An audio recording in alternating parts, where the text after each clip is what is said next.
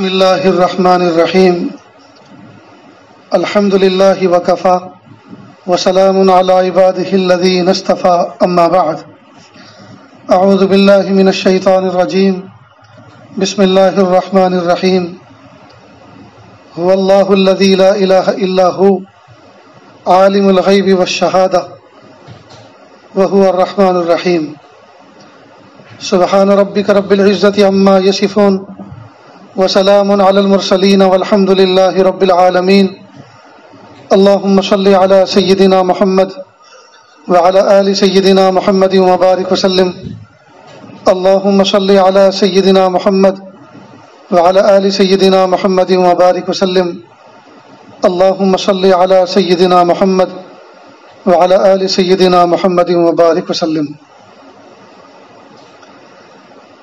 آج تقریباً 2 سال کے بعد اس اللہ کے گھر میں اس طرح سے مجمع کے ساتھ گفتگو کرنے کا موقع نصیب ہو رہا ہے، اور ہم سب کو اکٹھا عبادت کرنے کا موقع اللہ پاک نے مرحمت فرمایا ہے۔ اللہ تعالیٰ اس نعمت کو دوام بخشے، اور اللہ تعالیٰ ایمان کی حالت میں اور ایمان کی تجدیدی حالت میں ہمیں بار بار اللہ پاک جمع فرمائے۔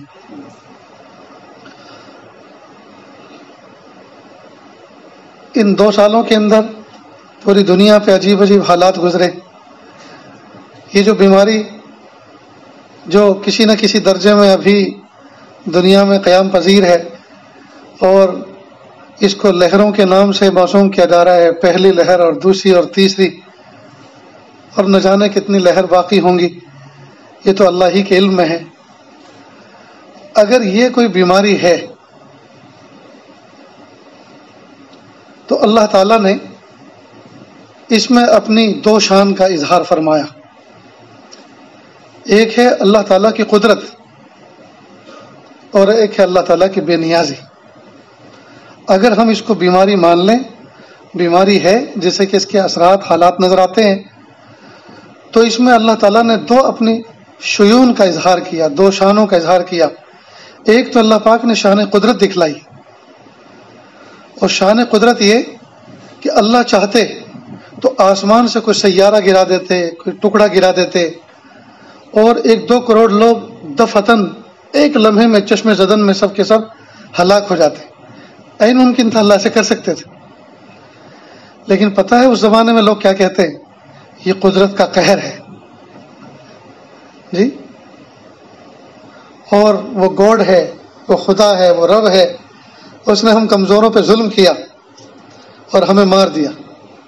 تو اللہ تعالیٰ کو ظالم کہتے اور اپنے آپ کو مظلوم کہلاتے، حالانکہ ان اللہ لیس بظلام للعبید، اللہ اپنے بندوں پہ ظالم نہیں۔ تو اگر ایسا ہوتا تو لوگ یوں کہتے۔ تو اللہ رب العزت نے کوئی بڑی سی چیز گرا کر بڑا سا کوئی معاملہ فرما کے ہلاک نہیں کیا، بلکہ اللہ پاک نے ایک ایسے چھوٹے سے جرثومے کو، ایسے وائرس کو بھیجا جس کو میں کہا کرتا ہوں کہ نہ اس کو ناپ سکتے، نہ تول سکتے، اور نہ دیکھ سکتے۔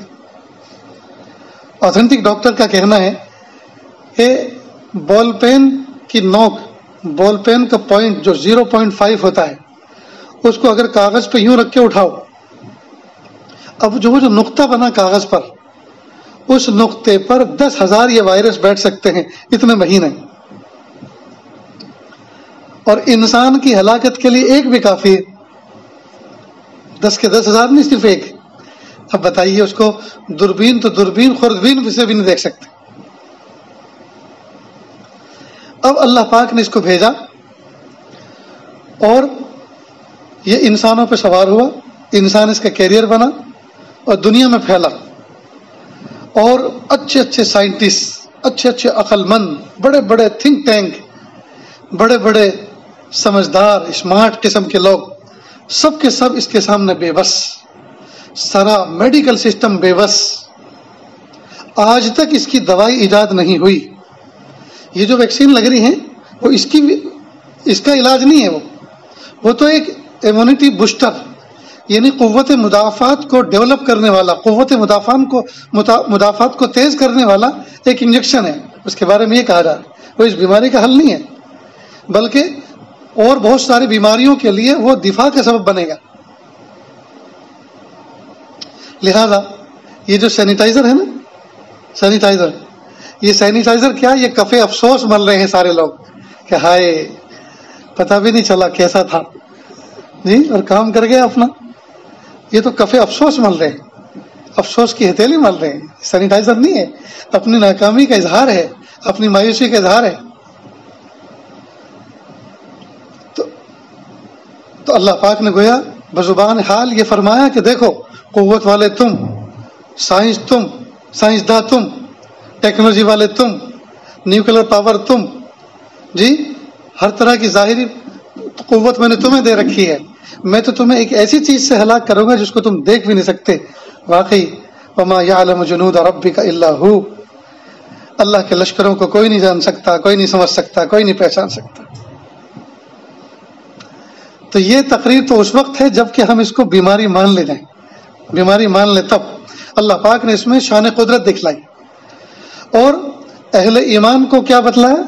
شان بے نیازی، کہ اے مومنو، اے کلمہ پڑھنے والو، اے میرے ماننے والو، ناز نہ کرنا اپنے سجدوں پر، ناز نہ کرنا اپنے حج اور عمروں پر. دیکھو میرے دروازے بند، میرے حرم پاک کے دروازے بند، میرے محبوب کے حرم کے دروازے بند، میرے جتنے بیوت ہیں اور جتنی مساجد ہیں وہ سب کے سب بند، مدارس بند، مکاتب بند، خانقاہیں بند، مراکز بند، سب بند. اور میں ویسا ہی ہوں جیسے پہلے تھا اور ایسا ہی رہوں گا. تمہارے سجدوں سے میری شان میں اضافہ نہیں ہوتا اور نہ کرنے سے میری شان میں کوئی کمی نہیں آتی. ویسا ہی ہوں جیسے پہلے تھا اور ایسا ہی رہوں گا. تم سجدے کرتے ہو اپنے نفع کے لیے، میری شان میں اضافے کے لیے نہیں.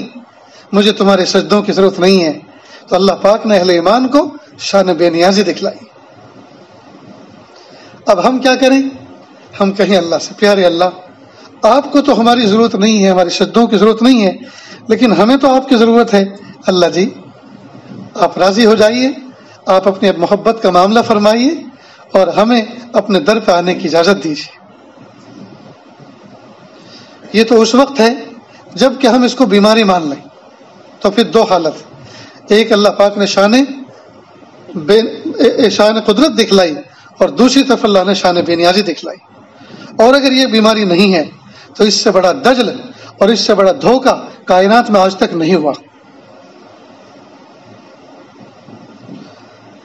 بہرحال دوستو اس مرحلے سے بھی گزرے اور اس میں نہ جانے اللہ پاک نے کیا کیا عبرت اور کیا کیا جی ہماری تربیت فرمائی، کیا کیا عبرت کے سامان بخشے. ایک تو یہ کہ ان بیماریوں کے، اس بیماری کے حالت میں، اس پینڈیمک حالات میں اچھے اچھے تاجروں کو اللہ پاک نے جتا دیا. پالنے والی ذات ہماری ہے، پالنے والی ذات اللہ کی ہے. کارخانے بند، فیکٹریاں بند، مومنٹ بند، پیسے موجود، بیماری گھر میں موجود، بیمار آدمی کو کسی دوسرے شہر میں ٹرانسفر نہیں کر سکتے، جگہ جگہ ناکے لگے ہوئے ہیں، ہر جگہ گویا حاکم وقت اپنا قانون اور ایک منفرد شان لے کر بیٹھا ہوا ہے، ہلنے نہیں دے رہا. لہٰذا کتنے لوگ تھے اس بستی کے، اس علاقے کے آس پاس کے، جو بمبئی علاج کے لیے جانا چاہ رہے تھے، پیسے موجود، صلاحیت موجود، لیکن ناکے لگے ہوئے ہیں، ہل نہیں سکتے، جا نہیں سکتے. کتنے اپنے بھائیوں کو جنازہ دینے سے محروم ہو گئے، جنازے میں ہاتھ دینے سے محروم رہ گئے، کندھا دینے سے محروم رہ گئے، آخری دیدار سے محروم ہو گئے. بہرحال اللہ پاک نے اپنی مختلف شانوں کا اظہار فرمایا تو اللہ پاک نے بندوں کی تربیت فرمائی. گھوم پھر کر ہم اس بات پر آ جائیں کہ قدرت اللہ کے ہاتھ میں. اللہ اکبر، اللہ اکبر، اللہ سب سے بڑے ہیں، اللہ سب سے بڑے ہیں. ہماری کامیابی کا مدار اسی پر ہے کہ ہم اللہ تعالیٰ کو ایک مانیں، ہم اللہ تعالیٰ کی توحید کے قائل ہوں، ہم اللہ کو قادر مطلق مانیں. کوئی چیز نفع نہیں دے سکتی، کوئی چیز نقصان نہیں پہنچا سکتی اللہ کے حکم کے بغیر. ہم اللہ کی ذات پر نظر رکھیں، ہم اللہ تعالیٰ کی طرف رجوع کریں اور ہم اپنے شعبوں کو مرتب کریں، اپنے دین کے شعبوں کو درست کریں. آج فتنوں کے دور میں جدھر کو نظر اٹھائیں، جدھر کو دیکھیں، ایسے ایسے حالات وجود میں آ رہے ہیں کہ کبھی ہم نے تصور نہیں کیا تھا ایسا. جہاں اللہ پاک نے نعمتوں کی ریل پیل کی، ایسے پنکھے شاہان وقت کو نصیب نہیں تھے، ایسے قمقمے روشنیاں جو آندھی طوفان سے بجھا نہیں کرتی، ایسے شاہان وقت کو ایسے چراغ نصیب نہیں تھے، ایسا لباس جو ہم پہنتے ہیں، ایسے جوتے چپل جو ہم پہنتے ہیں، ایسے گدے تکیے جو ہم استعمال کرتے ہیں، شاہان وقت کو نصیب نہیں تھی. تو اللہ پاک نے ہمارے ظاہری اعتبار سے ہمیں ایسی ایسی نعمتوں میں رکھا ہے جو بڑے بڑے مالداروں کو نصیب نہیں تھی. ماضی بعید میں، ماضی قریب میں ہمارے پیش رووں کو نصیب نہیں تھی، شاہان وقت کو نصیب نہیں تھی. لیکن ان کے ساتھ ساتھ آج کے دور میں جو چیلنجز ہیں، اور آج کے دور میں جو فتنے ہیں، اور آج کے دور میں انٹرنیٹ کی جو بدماشیاں ہیں، اور آج کے دور میں سیل فون کے ذریعے سے جو امت تباہ و برباد ہو رہی ہے، امت کی بہو بیٹیوں کے اندر جو برائیاں آ رہی ہیں، اس کی بھی کبھی مثال نہیں ملتی. اس لیے آج کی محفل میں انتہائی اہم باتوں کی طرف ذرا اشارے کیے جا رہے ہیں. سنیں اور دل کے کانوں سے سنیں. اللہ رب العزت ہمیں فہم کامل عطا فرمائے، اللہ ہم سب کی حفاظت فرمائے، اور اللہ ہماری نسلوں کی حفاظت فرمائے. ایک واقعہ تو میں نے صبح پہلی نشست میں جو صبح مذاکرے کی محفل چل رہی تھی، مولانا اسماعیل صاحب کچھ تعلیم کر رہے تھے، اس وقت آ کر 10-15 منٹ میں نے آپ کے سامنے ذکر کیا. بہت سے مہمان چونکہ بعد میں آئے ہیں، ان کے سامنے پھر سے اس کو ریپیٹ کرتا ہوں. ابھی 4-5 روز پہلے کی بات ہے، میں اپنے ملک کے میں سفر پہ کہیں کسی علاقے میں گیا ہوا تھا. بہت سارے شہروں کے نام اس طرح سے چھپا لیے جاتے ہیں تاکہ کسی کی عزت کا خیال رکھا جائے. میں کسی میزبان کے یہاں ٹھہرا تھا. انہوں نے سنایا کہ ایک صاحب میرے یہاں آئے ٹوٹے ہوئے دل والے، اور پریشان سے کہا کہ آپ کے یہاں کیمرہ لگا ہوا ہے تو ہم 3 دن کے پچھلے فوٹیج دیکھنا چاہتے ہیں. کہا کیا بات ہے، خیریت تو ہے؟ کہ ہماری بچی روٹی پکا رہی تھی، اچانک اس پہ کوئی فون آیا اور اس نے کہا امی میں فلاں محلے جاتی ہوں، شہر بازار جاتی ہوں اور ابھی آتی ہوں. 3 دن ہو گئے آج تک واپس لوٹ کے نہیں آئی. اور پھر کہا کہ وہ ذرا دماغی اعتبار سے بھی کمزور ہے. جنہوں نے مجھے واقعہ سنایا وہ کہہ رہے کہ وہ اصل میں دماغی اعتبار سے کمزور اس لیے کہا تھا کہ ذرا اپنی عزت کا پردہ رکھا جا سکے، ورنہ معاملہ کچھ اور تھا. جب وہ فوٹیج دیکھے تو اس میں اس کو کچھ سراغ نہیں ملا، کوئی گزرتے ہوئے وہاں سے نظر نہیں آیا. پھر پولیس چوکی گئے اور وہاں جا کر کہا کہ اس طرح ہماری بچی یہ فون نمبر استعمال کرتی تھی اور ایسا ایسا ہوا ہے. تو انہوں نے اس کو نگرانی پہ رکھا. پتہ چلا وہ بچی یہیں گجرات میں کسی علاقے میں آئی. خیر ماں باپ یہاں آئے، پولیس چوکی پہنچے، انہوں نے اس کو بلایا تو لڑکی نے صاف آیا، ایک لڑکے کے ساتھ آئی اور صاف کہہ دیا میں نے اپنا مذہب تبدیل کر دیا ہے اور میں نے اپنے آپ کو اس سے وابستہ کر دیا.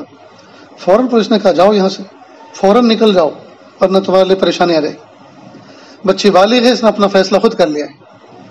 اب بتائیے جس ماں نے 9 مہینے پیٹ میں رکھا، 2 سال چھاتی سے لگا کے دودھ پلایا، خود گیلے میں سوئی اس کو سوکھے میں سلایا، باپ نے جس کے لیے قرضے وصول کیے، جس کے لیے ذلتیں اٹھائیں اور جس کی پرورش کے لیے کیا کچھ نہیں کیا، آج اس بچی نے یہ صلہ دیا اپنے ماں باپ کو.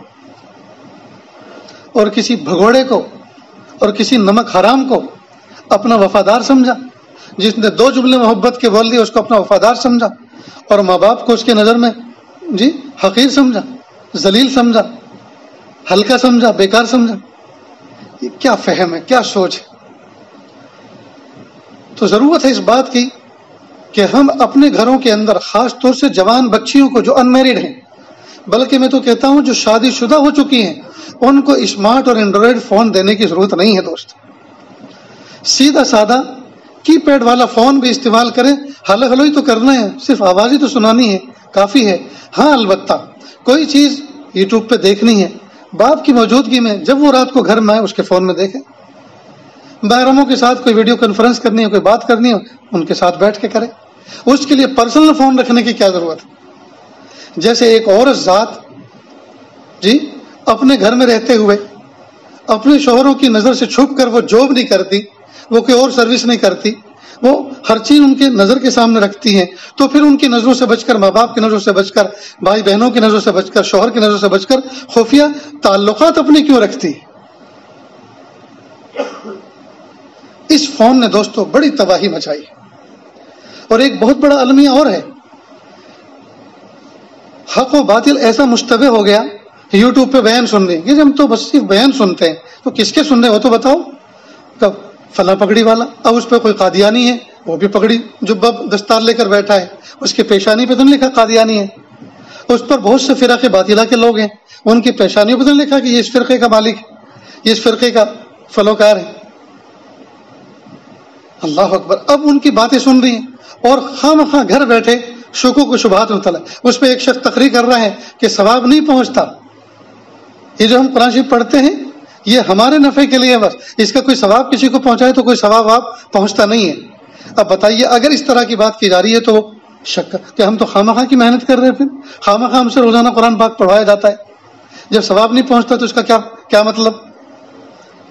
یا کوئی عورت برقعے میں حجاب میں بیٹھی ہوئی ہے اور وہ مس گائیڈ کر رہی ہے, اور ہمارے گھر کی عورتیں اس کی باتوں کو سن کر اس پر عمل کر رہی ہیں, تو ہزار فتنے.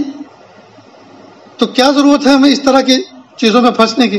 اپنے شوہر سے کسی عالم سے رابطہ رکھیں, ان کے ذریعے سے مسائل کو دریافت کرائیں, اور وہ جو کچھ ہدایت ہمیں لے کر آئیں اس کو, جس کتاب کے بارے میں وہ حوالہ لے کر آئیں, جو کچھ ہدایت ہمارے سامنے لے کر آئیں, ہم اس کو فالو کریں, بس ہماری زندگی کافی ہے گزارنے کے لیے.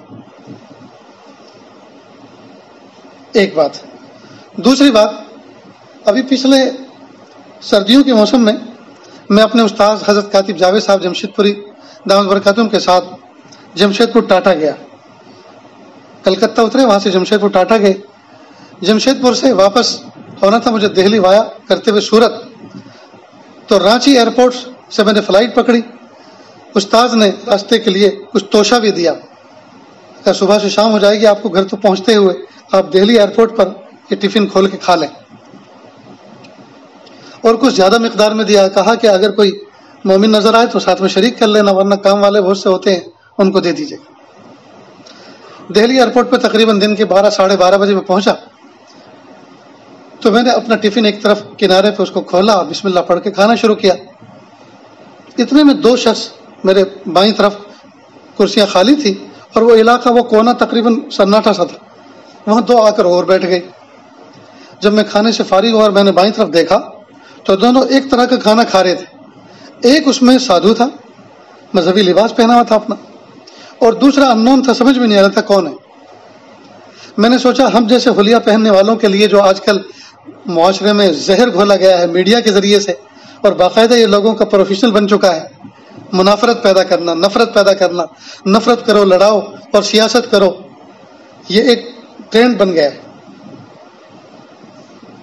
میں نے سوچا کہ اس دھبے کو دھونے کی ضرورت ہے, اپنے اخلاق دکھانے کی ضرورت ہے. تو میں نے وہ جو مذہبی پیشوا تھے ان کی طرف دیکھا, میں نے کہا کہ میں کھانا کھا چکا اور آپ کا پورا ہوا چاہتا ہے, تو کیا میں چائے لے کر آؤں آپ کے لیے؟ کہ نہیں آپ کو تکلیف ہوگا. تکلیف کچھ نہیں, مجھے بھی پینی ہے, آپ کو بھی پلاتا ہوں.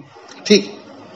میں گیا, بجائے چائے کی میں نے کافی لی, اور دیکھا ان کے پاس پانی کا کوئی برتن بھی نہیں تھا, تو 2 پانی کی بوتلیں لی اور میں نے ان کے سامنے پیش کر دی. اب وہ جو مذہبی پیشوا تھے وہ تو کھڑا ہو گیا تشکر کے جذبات سے, فوراً کہا جی آپ نے دل خوش کر دیا, بیٹھ کے اپنی جگہ. دوسرا جو تھا اس نے کہا مولانا صاحب دعا کرنا.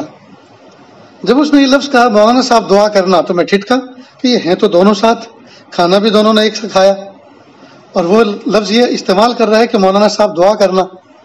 میں نے کہا آپ کا نام؟ کہ میرا نام ہے لیاقت علی خان. تو وہ جو گرو جی تھے ساتھ میں فوراً سمجھ گئے کہ ان کو استفسار کرنا کیوں پڑ رہا ہے, سوال کیوں کرنا پڑ رہا ہے.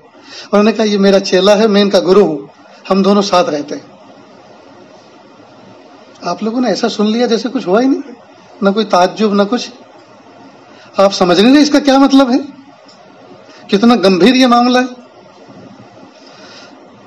ایک لیاقت علی خان محبوب صلی اللہ علیہ وسلم کا امتی ہو کر کیا اس کو دنیا میں کوئی پیشوا ملا ہی نہیں, اس کا کوئی عالم کوئی شیخ ملا ہی نہیں, کسی نے اس کی تربیت کی ہی نہیں, یا کسی نے اس کے ساتھ میں اس طرح کا کوئی بدسلوکی کی جس کی وجہ سے وہ دل برداشتہ ہوا, اور اس نے سوچا کہ چھوڑو ان کو, اب ان کو بھی دیکھ لیتے ہیں, کوئی نہ کچھ تو معاملہ ہوا ہوگا. بہرحال جو بھی کچھ معاملہ ہوا ہے بڑا گمبھیر, کہ حق کو چھوڑ کر, اہل حق کو چھوڑ کر آدمی کو دوسری جگہ پہ جھانکنا پڑ رہا ہے, دوسری جگہ پہ جھانکنا پڑ رہا ہے. میں ایک مثال دیا کرتا ہوں. اگر ایک بچہ جو ایسے باپ کا بیٹا ہو، جو باپ ہول سیل کے کپڑے کا کاروباری ہو، دنیا کا ہر ملک کا کپڑا، ہر رنگ کا کپڑا، ہر کمپنی کا برانڈڈ کپڑا اس کے یہاں موجود ہے، وہ بچہ اکلوتا کسی اپنے باپ کے کسٹمر کی دکان پہ جائے اور کہے سر انکل ذرا مجھے ایک کرتے کا کپڑا دو نا. کہا بیٹا کیوں ہماری مذاق کر رہے ہو؟ سارا کپڑا تم تمہارے یہاں سے لا کے بیچتے ہیں اور تم ہمارے یہاں لینے آئے ہو، ہماری کیوں مذاق کر رہے؟ مذاق نہیں کر رہا ہوں، میں حقیقت میں آپ سے یہاں کپڑا لینا چاہتا ہوں. اب وہ جو کپڑا لینے کے لیے گیا ہے اس کے دو مطلب ہیں، یا تو اس کے باپ کے یہاں یہ کپڑا ہے نہیں، جو کہ غلط ہے، ہو ہی نہیں سکتا، اس کے یہاں ہر طرح کا اسٹاک ہر کلر کا موجود ہے، یا تو باپ کے یہاں اس کو ہے نہیں، یہ غلط ہے، یہ بات غلط ہے کہ نہیں ہے، یا پھر یہ کہ اس کی اپنے ابا سے بنتی نہیں، اس لیے تو وہاں خریدنے جا رہا ہے، اپنے ابا سے بنتی نہیں، اور دونوں باتیں بڑی خطرناک. ٹھیک اسی طرح اسی تناظر میں اسی مثال سے بالکل ایسے ہی سیم سمجھ کے دیکھو کہ وہ جو لیاقت علی خان کسی اور گرو کے پاس گیا، اس کا مطلب یہ کہ اس کی پریشانی کا حل اسلام میں ہے نہیں، اور یہ غلط ہے، یہ غلط ہے. اللہ پاک نے صبح قیامت تک کے لیے اس شریعت کے اندر حل موجود رکھے ہیں. پھر دوسرا آپشن کہ اس کی اپنی شریعت سے بنتی نہیں، ناواقف ہے، اس کو جمتا نہیں، دوسرا اچھا لگنے لگا، یہ اور زیادہ خطرناک ہے. کفر کی محبت، کفر کے شاعر کی محبت، ان سے لالچ، ان سے ہونے کا یقین، یہ تو بہت خطرناک چیز ہے. اس لیے میرے بھائی ہم اپنے بہیو کو، ہم اپنے برتاؤ کو، ہم اپنے اخلاق کو، ہم اپنے انداز کو ذرا بدلیں. کہیں ایسا نہ ہو کہ ہماری بدخلقی کی وجہ سے، ہماری بے اعتنائی کی وجہ سے کوئی ہم سے منہ موڑ کر کسی اور کی طرف تعلق جوڑ لے. بہت زیادہ سوچنے کا مقام. خیر میں آیا اور پورا سفر کا مزہ مقدر ہو گیا. رات کو بہت ہی زیادہ تشویش رہی، بہت بے چینی رہی. اب ہمیں چاہیے کہ ہم امت کے سامنے، اور امت کو چاہیے کہ 5 شعبوں کو اچھی طرح سے سمجھے. اسلام کے جو بنیادی 5 شعبے ہیں نا، ان کو بڑی اہمیت کے ساتھ سیکھے اور سمجھے. ان میں سب سے بنیادی محنت جس شعبے پہ ہمیں کرنی ہے وہ ہے عقیدہ، عقائد پر محنت کرنی. لہذا نوجوان علماء آن لائن اس طرح کے کورس شروع کریں، ایسی مجلسیں منعقد کریں جس میں عقائد پر ہم اس کی اہمیت پر لوگوں کے سامنے کچھ بات رکھیں. خاص طور سے اسکول کے بچے، ان کے لیے سنڈے منڈے کا کوئی پروگرام، ویکینڈ پہ کوئی پروگرام ایسا ترتیب دیا جائے، ڈیزائن کیا جائے کہ یہ بچے اتوار کے دن اس مجلس میں شرکت کریں. اور ایک ڈراپ باکس رکھا جائے، بچوں سے کہے کہ بیٹا اب کی بار جو ہم نے پروگرام ڈیزائن کیا ہے وہ تو ہم آپ کے سامنے پیش کریں گے، لیکن ہم نے باکس رکھا ہے آپ کے من میں اسلام کے بارے میں کوئی سوال یا کوئی کنفیوژن جو آپ کے دماغ میں بٹھائے گئے ہیں اسکول کے اندر، اسکول لائف میں، یا برادران وطن اسلام کے بارے میں آپ سے کوئی سوال کرتے ہیں جہاں آپ چپی سادھ لیتے ہیں اور اس کا کوئی جواب تم سے بن نہیں پڑتا، یا وہ کوئی مذاق کرتے ہیں ہمارے اسلام کے کسی حکم کی، تو آپ وہ لکھ کر اس ڈراپ باکس میں ڈال دیں، تاکہ آئندہ جو سیشن ہوگا، آئندہ جو مجلس ہوگی آپ کی سنڈے منڈے کی، اس میں ہم اس کی تیاری کر کے علماء صلحاء سے رابطے کر کے ان کے جوابات آپ کو سمجھائیں. تو انشاءاللہ ثم انشاءاللہ ہماری نوجوان نسل محفوظ ہوگی. تو عقائد پر بہت محنت کرنے کی ضرورت ہے، اس لیے کہ اگر عقیدہ محفوظ بندہ یہاں سے سلامتی کے ساتھ لے گیا، انشاءاللہ ثم انشاءاللہ بیڑا پار ہے. تو اسلام کی بنیادی 5 شعبے ہیں، ان میں سب سے پہلا ہے عقائد. عقائد عقیدے کی جمع ہے. عقیدہ عقدہ سے بنا ہے، اور عقدہ کہتے ہیں گانٹھ کو، گرہ کو. تو جس طرح سے گرہ مضبوط ہوتی ہے، اسی طرح دل اور دماغ کے اندر اللہ کے محبوب صلی اللہ علیہ وسلم جو کچھ لے کر آئے، کل ما جاء بالرسول صلی اللہ علیہ وسلم، جس کو محبوب صلی اللہ علیہ وسلم لے کر آئے، دل اور دماغ کے ساتھ انشراح سے اس پر کامل یقین، مضبوط یقین کرنا، یہ ہے عقیدہ. اب اس کے الگ الگ درجات ہیں، اس میں سب سے بنیادی ہے توحید کا عقیدہ اور رسالت کا عقیدہ. توحید اور رسالت کا عقیدہ یعنی اللہ ایک ہے، اللہ واحد، اللہ احد، اللہ ایک ہے، نہ آدھا نہ پونا، نہ سوا، نہ ڈیڑھ، نہ پونے دو، نہ دو، پورا ایک. اللہ واحد، اللہ احد، اللہ ایک ہے، اس کا کوئی شریک نہیں، ذات و صفات میں کوئی اس کا شریک نہیں. یہ جس طرح سے دو اور دو چار ہونے کا یقین ہمیں ہے، اسی طرح سے اپنے دل دماغ میں انشراح کے ساتھ اس پر یقین رکھنا اللہ واحد، اللہ ایک، ذرہ برابر اس میں شرک نہ کرنا. اور دوسرا، اللہ کے محبوب صلی اللہ علیہ وسلم کو آخری نبی ماننا. گویا کلمے پر یقین اور ایمان لانا، لا الہ الا اللہ محمد الرسول اللہ صلی اللہ علیہ وسلم. اس کو مضبوطی سے تھامیں. ایک مرتبہ اللہ کے محبوب صلی اللہ علیہ وسلم غزوہ خیبر کے موقع پر خیبر کے علاقے میں گھیرا ڈالے ہوئے تھے. اندر بستی سے ایک چرواہا اپنی بکریاں لے کر نکلا. نام تھا ان کا اسود راعی، کالا چرواہا. اللہ کے محبوب صلی اللہ علیہ وسلم کے ایک صحابی سے ملے اور اس چرواہے نے کہا کہ بھائی آپ کا کیا منشا ہے، آپ کیوں آئے ہیں، آپ کیا چاہتے ہیں؟ صحابی رضی اللہ عنہ نے سوچا کہ میں کیا اس چرواہے کو تفصیل بتاؤں اور کس طرح سے اس کو ڈیل کروں. کہا چلو آپ جو ہمارے سربراہ ہیں، ہمارے نبی ہیں، ہم آپ کی ان سے ملاقات. کہ مجھ سے ان کی ملاقات ہو جائے گا، کیوں نہیں؟ کہ میں تو چرواہا ہوں. کہ چرواہا ہوئے تو کیا ہوا، آپ انسان ہیں، آپ چلیے. کہ میں تو کالا ہوں، میں تو میلا کچیلا ہوں، میرے اندر سے بدبو پھوٹ رہی ہے، آپ جس سال میں بھی چلیے. اللہ کی شان ہو، محبوب صلی اللہ علیہ وسلم کے پاس ان کو لے کر گئے. اب وہ تھر تھر کانپ رہا ہے. کہا کہ اتنے بڑے سربراہ سے سپہ سالار سے میں مل رہا ہوں. اب انہوں نے کہا آپ کیا لے کر آئے ہیں؟ اللہ کے محبوب صلی اللہ علیہ وسلم نے توحید ان کے اوپر واضح کی، کلمے کی تلقین کی.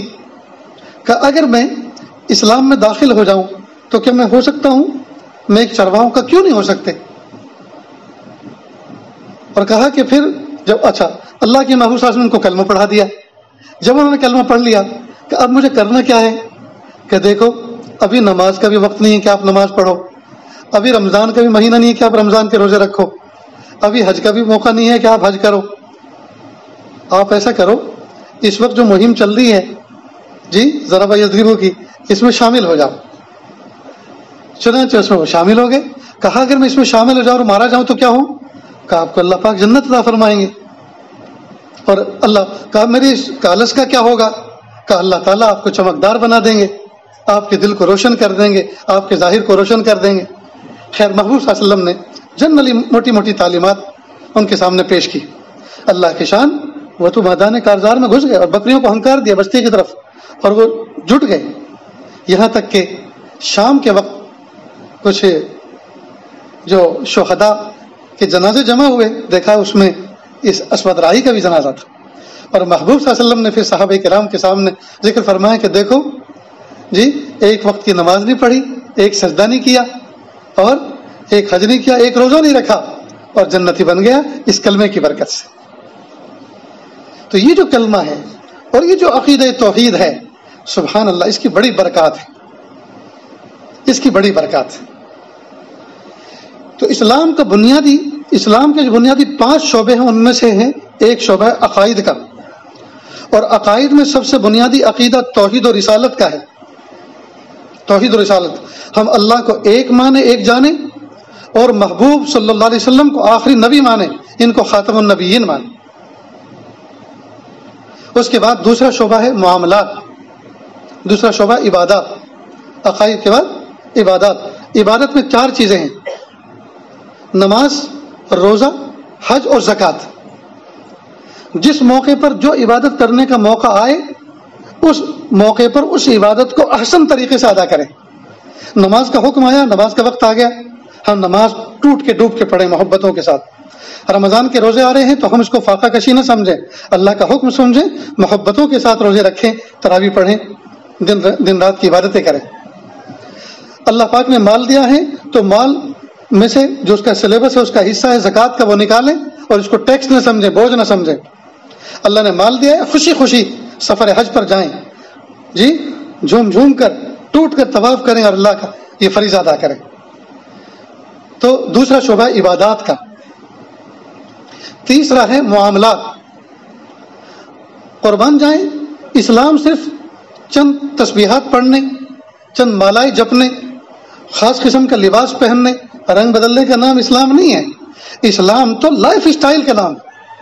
پوری زندگی کو کس طرح سے گزارنا ہے، پوری زندگی کو کس طرح سے گزارنا ہے، اس کا نام اسلام ہے.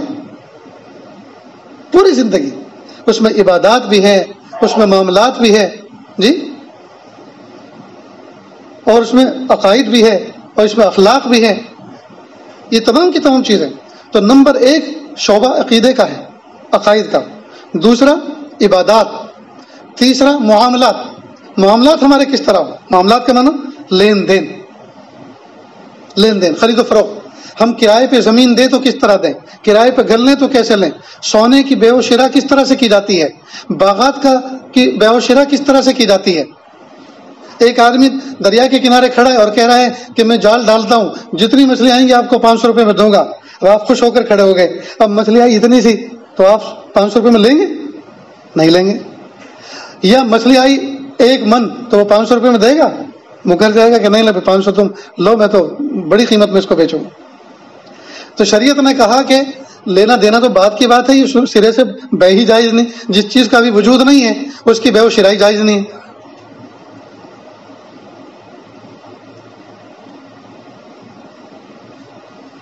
ہمارے ہاں ہم نے ایک گھوڑی خریدی، تو جو لے کر آئے اس کو تو انہوں نے کہا کہ ایک مسئلہ پوچھنا ہے. پوچھیں.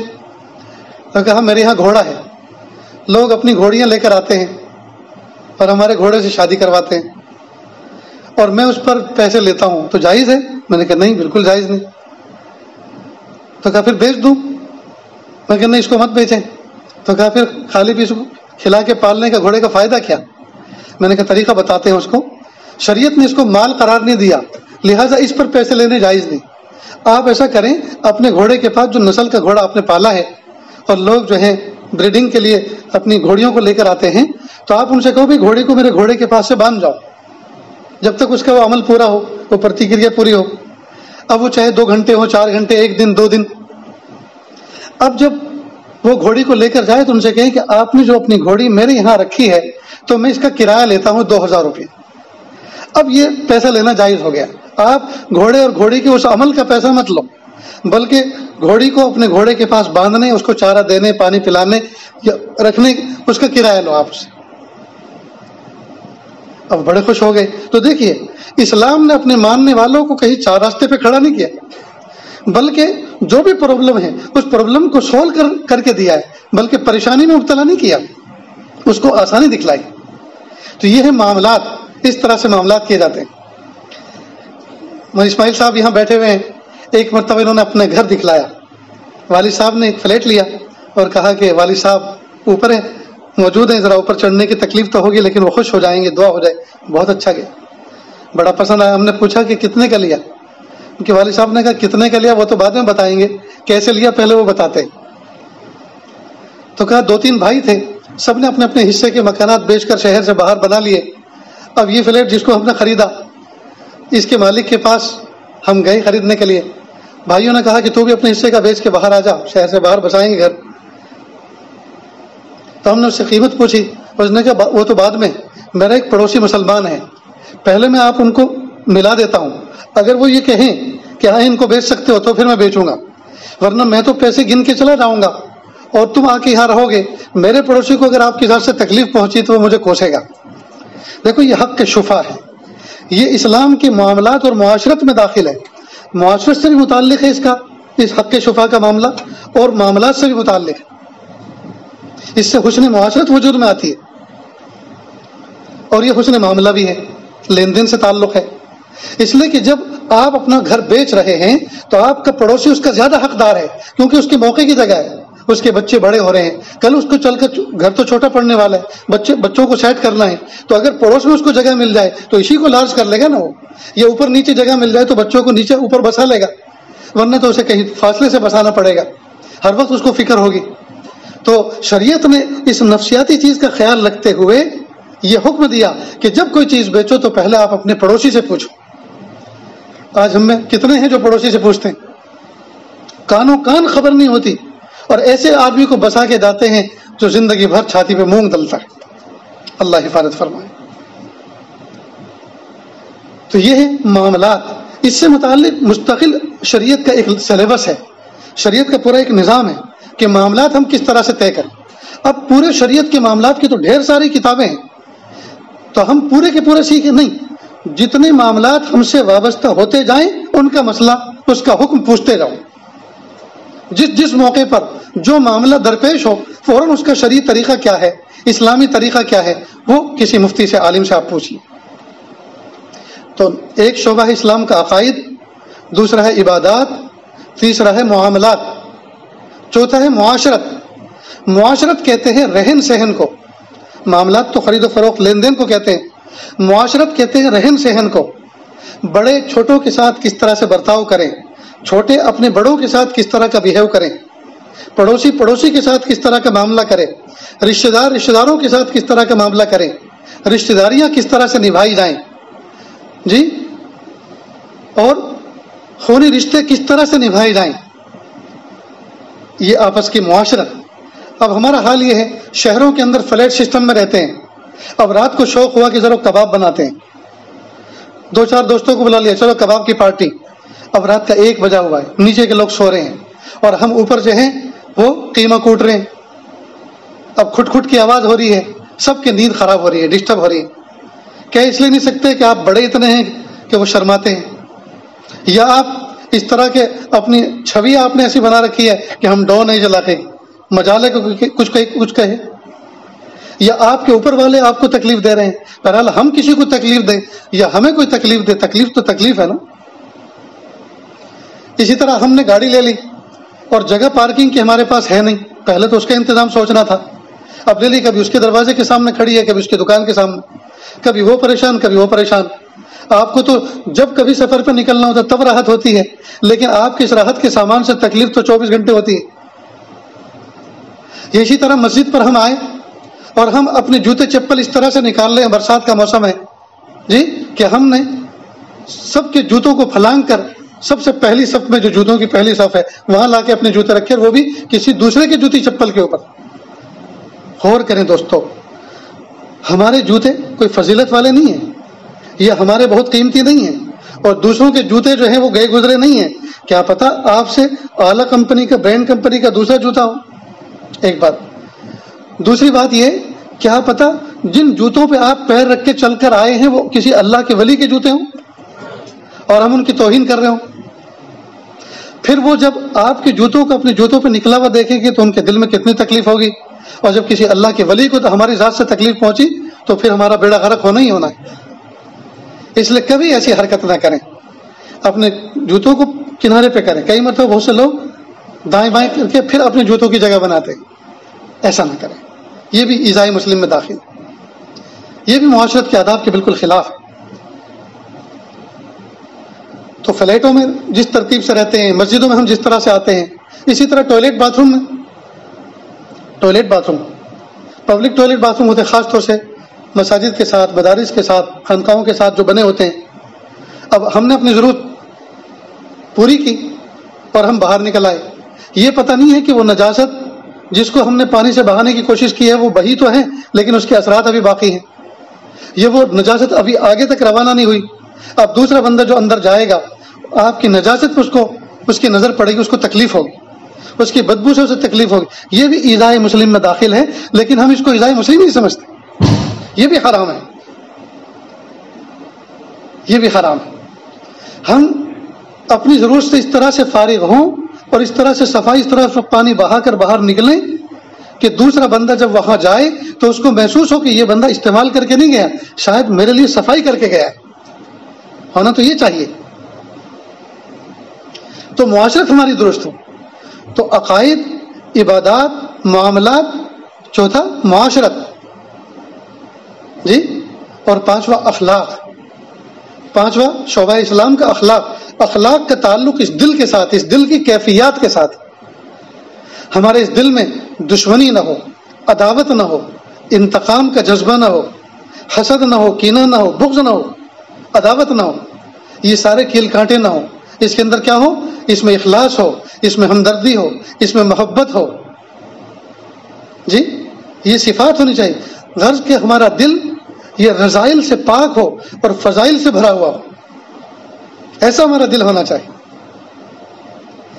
پگڑی ہم پہنتے ہیں، جبہ دستار ہم پہنتے ہیں، ٹوپی ہم پہنتے ہیں، داڑھی ہم رکھتے ہیں، صف اول میں ہم نماز پڑھتے ہیں، تسبیحات ہم لے کے چلتے ہیں، مسواک اوپر کی جیب میں رکھتے ہیں، سب کو پتہ چل رہا ہے سنتوں پر عمل کرنے والے ہیں.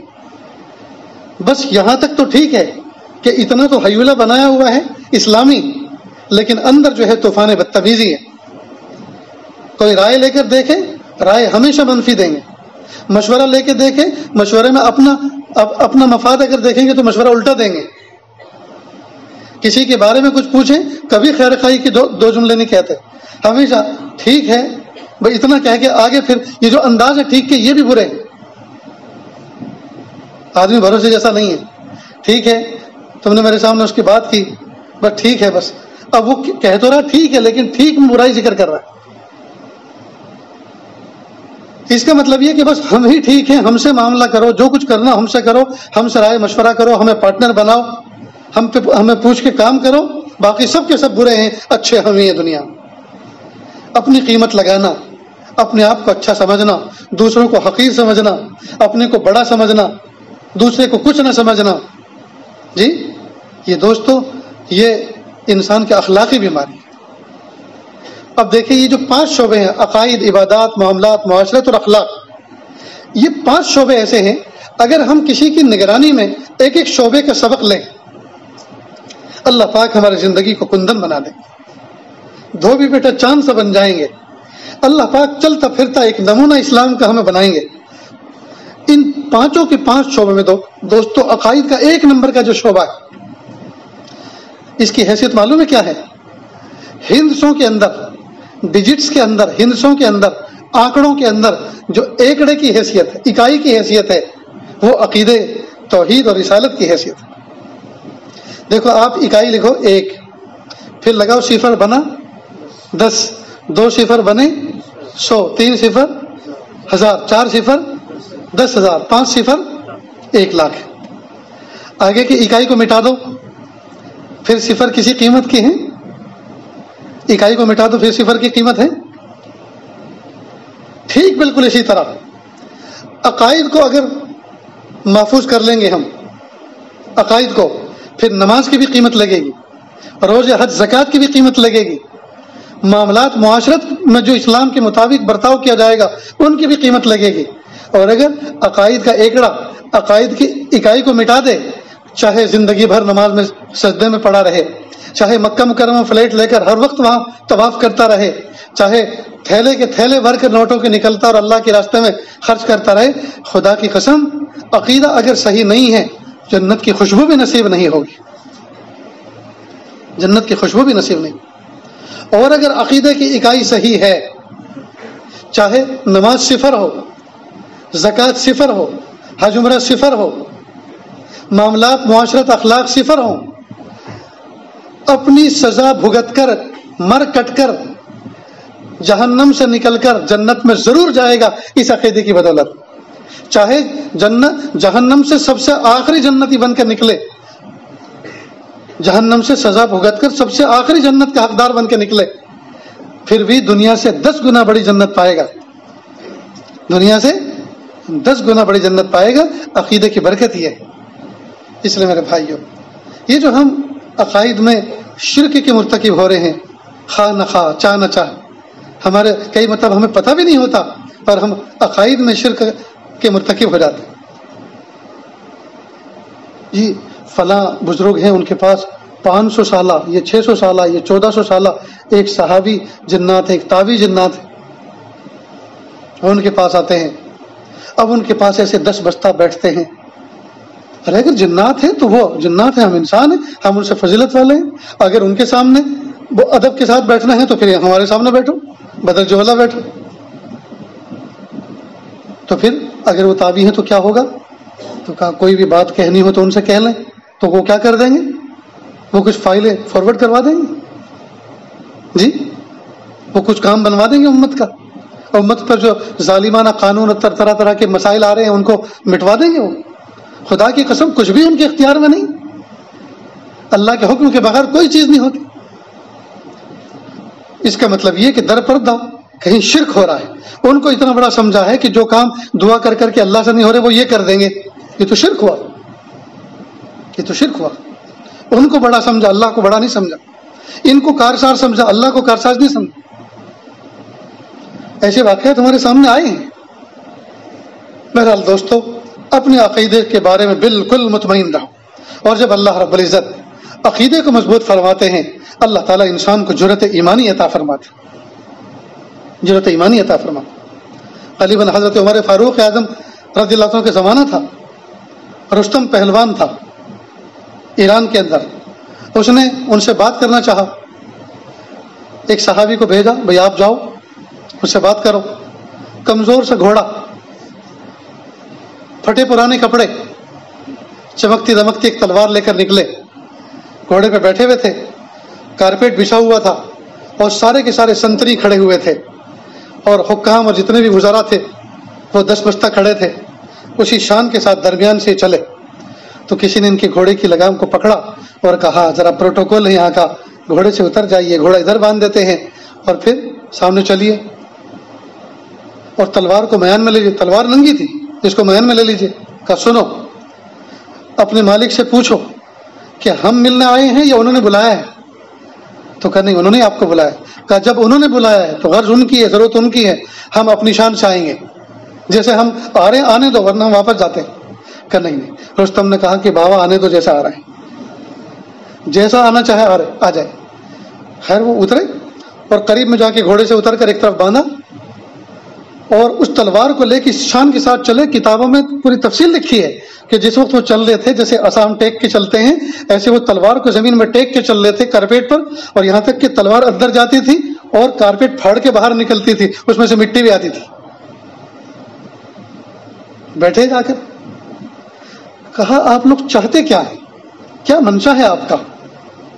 بس انہوں نے اپنا منشا ظاہر فرمایا، ہم یہ چاہتے ہیں کہ بندے اللہ کے بندوں کی بندگی سے نکلیں اور ایک رب کی بندگی کرنے والے بن جائیں۔ دعوت پیش کی انہوں نے۔ یہ جرأت کس سے آئی؟ یہ عقیدہ توحید، عقیدہ رسالت کے مضبوط دل میں جمنے کی وجہ سے۔ اس لیے انہوں نے سمجھ رکھا تھا جب ہم حق پر ہیں، اللہ کی مدد حق والوں کے ساتھ ہوتی ہے، باطل والوں کے ساتھ نہیں۔ اور جو حق پہ لوگ جمے ہوئے ہیں اور حق پر جم کر آگے بڑھ رہے ہیں، اور دیکھتے جائیے کہ کیا کیا جرأت ایمانی ان کی کھل کر سامنے آنے والی ہے۔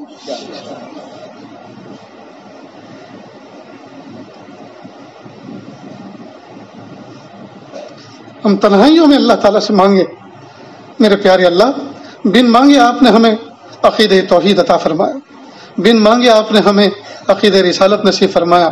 جس دن میں پیدا ہوا تھا اللہ جی نہ جانے کتنے بچے پیدا ہوئے تھے، کوئی یہودی ماں کی گود میں، کوئی عیسائی ماں کی گود میں، کوئی مجوسی ماں کی گود میں، کوئی مشرک ماں کی گود میں۔ میرے پیارے اللہ، آپ نے اسی لمحے اسی گھڑی جہاں لاکھوں بچے کفار مشرکین کی ماؤں کی گود میں پیدا کیے تھے، آپ نے مجھے کلمہ پڑھنے والی ماں کی گود میں جنم دیا تھا۔ اللہ جی، آپ کا ان بچوں نے کیا بگاڑا تھا اور میں نے آپ کا کیا سنوارا تھا۔ میرے پیارے اللہ، میں اس نعمت پر آپ کے سجدے میں سر رکھ کر اگر قیامت تک نہ اٹھاؤں تو شکر ادا نہیں کر سکتا۔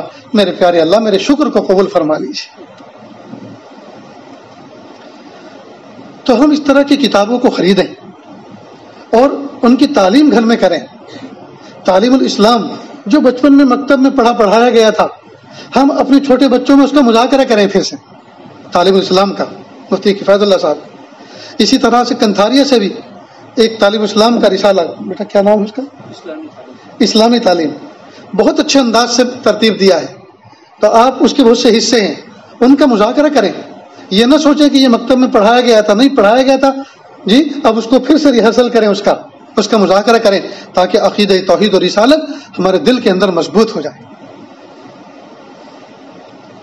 میرے بھائیوں، اور جہاں تک یہ آواز جاری ہے، میری ماں بہنیں، اس بات کی اہمیت کو سمجھیں کہ اگر عقیدہ توحید و رسالت ہمارا مضبوط ہے تبھی ہماری نماز کی قیمت لگے گی، تبھی دوسرے اعمال کی نیکیوں کی قیمت لگے گی، اور اگر یہ عقیدہ ہمارا لچر ہے تو ہماری عبادتوں کی قیمت نہیں لگے گی۔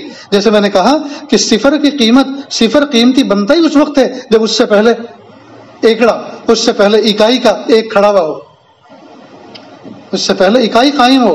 تبھی صفر کی قیمت لگتی ہے۔ تو اگر ہم نے کلمہ نہیں پڑھا، یہ کسی بندے نے کلمہ نہیں پڑھا، وہ نماز شروع کر دے، وہ روزے رکھے، بہت سی بار ہم سنتے ہیں کہ فلاں پولیس کے آدمی ہیں، فلاں وکیل ہیں، دوسرے مذہب کے ہیں، لیکن 30 روزے رکھتے ہیں، جی وہ ڈائٹنگ کرتے ہیں، وہ روزہ نہیں رکھ رہے، وہ تو ڈائٹنگ کر رہے ہیں، ان کو جسمانی نفع اس کا روزے کا ہو رہا ہے، لیکن ثواب نام کی چیز جو ہے وہ ان کو نصیب نہیں ہو رہی۔ کیوں؟ اس لیے نصیب نہیں ہو رہی ان کو کہ وہ عقیدہ توحید کی اکائی ان کے سامنے نہیں ہے، اس لیے اس کی اہمیت کو سمجھیں تو عمل کریں گے نا انشاءاللہ۔ ہم نے اپنے عقائد کو درست کریں، اپنی عبادات کو درست کریں، اپنے معاملات کو سمجھیں، سیکھیں، جن معاملات سے ہم گزر رہے ہیں ان معاملات کے بارے میں اسلام کے کیا احکام ہیں، وہ علماء صلحاء سے مل کر اس کو حل کریں، اس کو سمجھیں، اس کے بعد ان میں قدم رکھیں۔ کئی مرتبہ ہم لوگ بڑے بڑے بزنس اور اس کے ڈن کر لیتے ہیں، لیکن اس کی ٹرم جو ہے اس کو کاغذ پہ لکھوا کر کہا کہ بھائی ہمیں 2-4 گھنٹے کا موقع دو یا 2-4 دن کا موقع دو، ہم ذرا شریعت کی میز پہ اس کو رکھ کے ذرا اس کو پرکھتے ہیں، جانچتے ہیں کہ یہ جائز ہے کہ نہیں۔ تو جب ہم کسی مفتی کو سامنے رکھیں گے، کسی مفتی کے سامنے رکھیں گے تو وہ بتائیں گے۔ مثال کے طور پر آج کل کی دنیا مجرمین کو سزائیں دیتی ہے، مجرموں کو سزا دیتی ہے، مثلا پھانسی کی سزا دیتی ہے، اپنے ملک میں بھی 2-4 سالوں میں کئی سزائیں ہوئی ہیں، پھانسی کی سزا دیتی ہے، لیکن کہاں دیتی ہے؟ کال کوٹری میں چھپ کر، جب ابھی ملک کے افراد اٹھے ہوئے بھی نہیں ہوتے ان کے اٹھنے سے پہلے پھانسی دے دیتے ہیں۔ اس کا ایک باقاعدہ قانون ضابطہ ہے۔ اسلام کا کیا ہے قانون؟ پوری دنیا کے اپنے اپنے ملکوں کے ضابطے ہیں کہ پھانسی کی سزا دیتے ہیں۔ اسلام نے زنا کی سزا رکھی کہ اگر مرد اور عورت دونوں کے دونوں شادی شدہ ہیں اور انہوں نے یہ جرم کیا تو ان کو برسر عام پتھر مار مار کے ہلاک کر دیا جائے۔ تو سزا تو ساری دنیا دیتی ہے، لیکن اسلام کہتا ہے کہ یہ سزا اس طرح سے نافذ کرو، اور اس کی حکمت کیا ہے کہ جب برسر عام سزا دی جائے گی تو جس کو سزا دی جا رہی ہے اس کو تکلیف دینا اصل مقصد نہیں ہے، بلکہ دیکھنے والوں کو تکلیف کا احساس کرانا ہے۔ میں توجہ چاہوں گا، ذرا غور سے سنیں اس کو۔ دیکھنے والوں کو تکلیف کا احساس کرانا ہے تاکہ اس تکلیف کے احساس سے ان کے 14 طبق روشن ہو جائیں کہ ہمیں ایسا نہیں کرنا بھائی، یہ تو بڑا عجیب معاملہ ہے۔ اور یہاں تک کہ باپ اور بھائی اپنے چھوٹے بھائی اور بچوں کے بارے میں الرٹ ہو جاتے ہیں، اپنے بچوں پہ نظر رکھنی ہے، وہ بھی ایسا کام نہ کریں ورنہ ہماری عزت کے لالے پڑ جائیں گے، ہماری عزت کے بھی لالے پڑ جائیں گے۔ جی تو مجرم کو برسر عام سزا دی جا رہی ہے، حقیقت میں مجرم کی تو تطہیر ہو رہی ہے، مجرم تو پاک ہو رہا ہے۔ جب اس پہ سزا نافذ ہو جاتی ہے تو اس کے گناہ معاف ہو جاتے ہیں، اس کی تو تطہیر ہوئی، وہ تو جنتی بنا۔ لیکن دیکھنے والوں کے لیے اصل سزا جو ہے یہ عبرت بنی دیکھنے والوں کے لیے کہ ان کے رونگٹے کھڑے ہو گئے۔ اب اگر ایک سزا اس طرح کے ملک میں نافذ ہو جائے، جی سال تک کوئی ایسا کام نہیں کرے گا، خوابوں میں بھی نظر آئے گا کہ اس کی سزا یہ ہے۔ اب اگر کال کوٹھی کے اندر ڈھکے چھپے انداز میں کسی کو پتہ بھی نہ چلے کر دیا تو یہ عبرت کہاں بنا؟ یہ عبرت کہاں بنا؟ عبرت تو نہ ہوا نا۔ تو اسلام کے ایک ایک حکم کے اندر عبرت، ایک ایک حکم کے اندر مصلحت اور حکمتیں ہیں۔ ایک کاش کہ دنیا اسلام کے اوپر اعتراض نہ کرے بلکہ اسلام کو سمجھنے کی کوشش کرے، ٹھیک اسی طرح جس طرح ملک کے حکمراں در در کی ٹھوکریں کھاتے پھرتے ہیں اور یہ دیکھتے پھرتے ہیں کہ کس ملک میں کیا ترقی ہو رہی ہے، وہ ترقی ہمارے ملک میں کس طرح سے آ سکتی ہے۔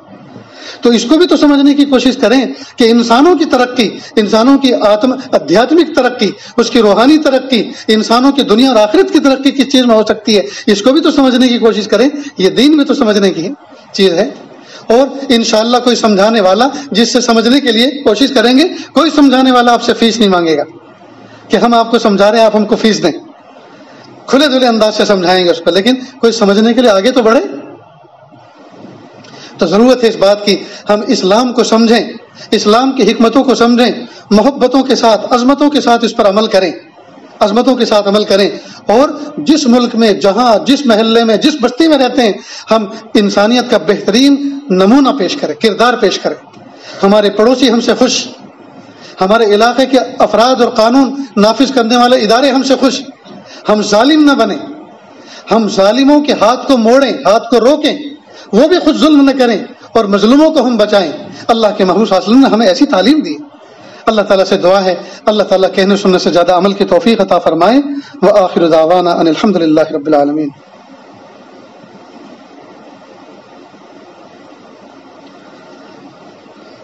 کس نام سے ہے؟ بس یہی نام ہے یوٹیوب پہ یہی.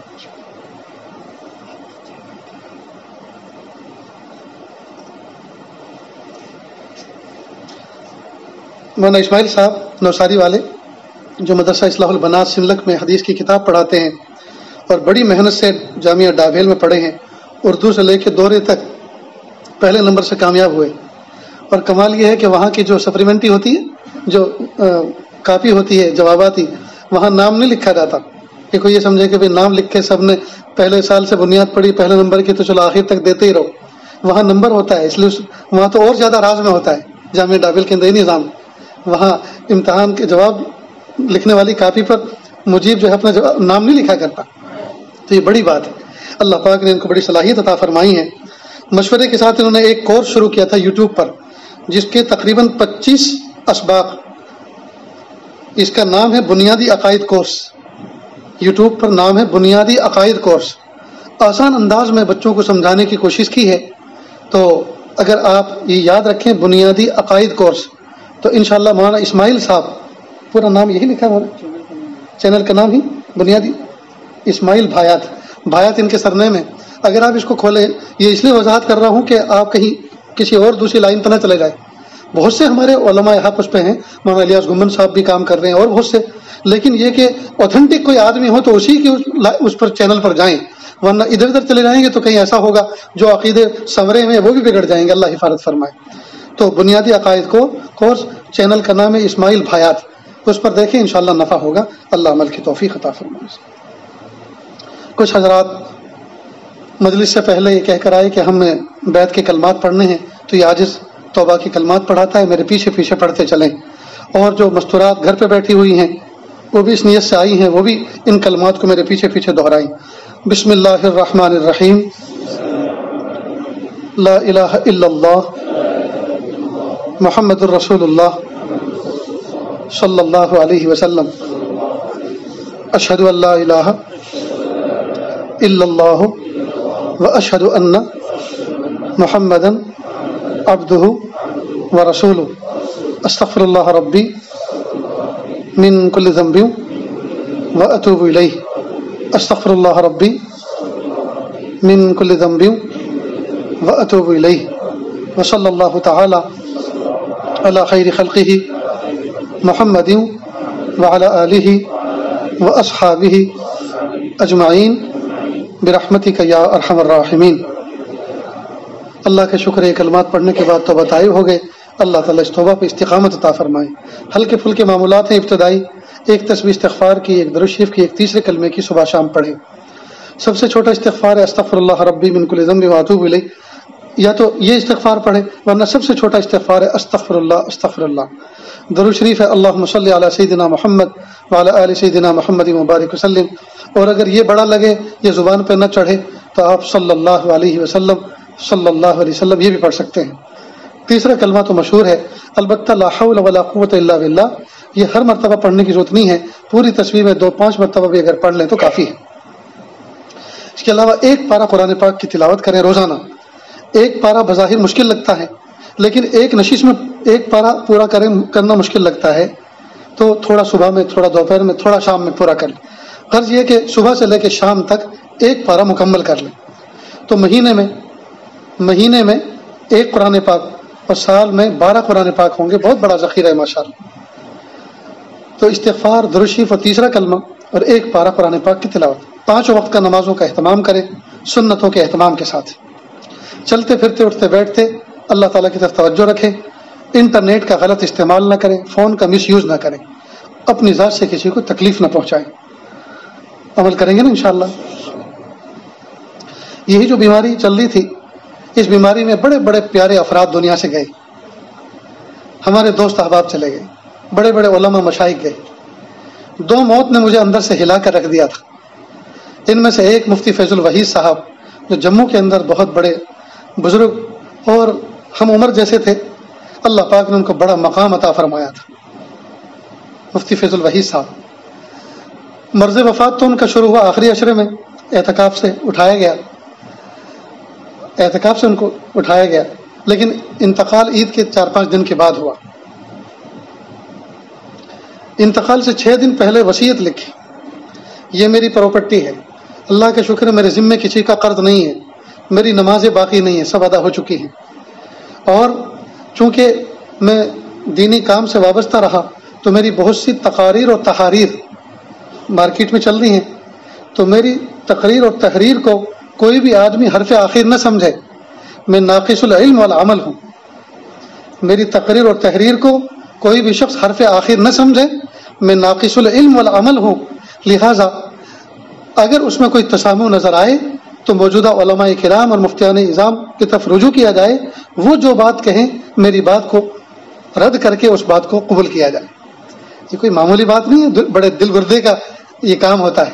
میں ناقص العلم والعمل ہوں، میری تقریر و تحریر کو حرف آخر نہ سمجھا جائے، موجودہ وقت کے علماء جو کہیں ان کی بات پر عمل کیا جائے.